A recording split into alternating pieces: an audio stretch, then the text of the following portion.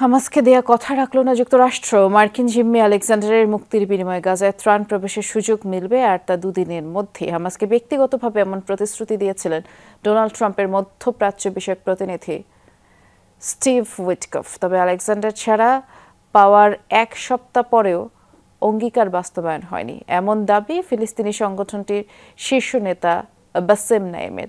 যুক্তরাষ্ট্রের বিরুদ্ধে ধোঁকা দেওয়ার অভিযোগও করেছেন তিনি। ইস্পাহানি বেকারি ফ্রেশ, স্বাদের আবেশে একটু আয়েশ। হামাসের কাছে জিম্মির সবশেষ মার্কিনী আলেকজান্ডারের মুক্তির জন্য বেশ কিছুদিন ধরেই চলছিল দর কষাকষি। অবশেষে গত সোমবার মুক্তি দেয়া হয় ওই তরুণকে। মার্কিন গণমাধ্যম ড্রপ সাইটকে দেয়া সাক্ষাৎকারে হামাসের রাজনৈতিক ব্যুরোর সদস্য বাসেম নাইম অভিযোগ করেন, আলেকজান্ডারের মুক্তির জন্য ধোঁকার আশ্রয় নিয়েছে যুক্তরাষ্ট্র।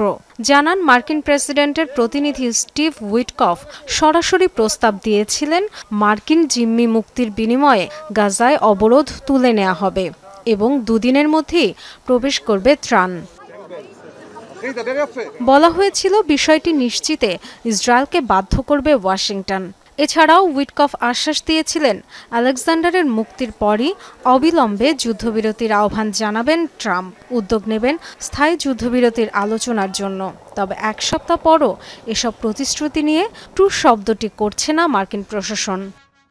চুক্তিটি ছিল আলেকজান্ডারকে মুক্তি দিলে ইসরায়েলকে দুদিনের মধ্যে সীমান্ত খুলতে বাধ্য করবেন ডোনাল্ড ট্রাম্প, অবিলম্বে যুদ্ধবিরতির আহ্বান এবং স্থায়ীভাবে যুদ্ধ বন্ধে আলোচনার ব্যবস্থাও করবেন। কিন্তু তিনি এগুলোর কিছুই করেননি। তারা কেবল চুক্তি লঙ্ঘনই নয়, এটি ডাস্টবিনে নিক্ষেপ করেছেন। গাজায় যুদ্ধবিরতি ও জিম্মি মুক্তি ইস্যুতে চুক্তির লক্ষ্যে ১.৫ বছর ধরেই নানা চেষ্টা তদবির চলছে। বারবারই সে প্রচেষ্টায় পানি ঢেলেছে ইসরায়েল। বহু প্রতীক্ষা আর প্রাণহানির পর গত জানুয়ারিতে যুদ্ধবিরতি হলেও ১৮ মার্চ চুক্তি লঙ্ঘন করে আবার গাজায় তাণ্ডব শুরু করে নেতানিয়াহু বাহিনী। এমন পরিস্থিতিতেই যুক্তরাষ্ট্রের মধ্যস্থতায় কাতারে আবারও পরোক্ষ আলোচনা শুরু হয়েছে হামাস ও ইসরায়েলের মধ্যে। যদিও অঙ্গীকার ভঙ্গের জেরে ওয়াশিংটনের উপর হামাসের আস্থা সংকটের বিষয়টি স্পষ্ট। ডরোথি তাস্ট্রিন, যমুনা নিউজ।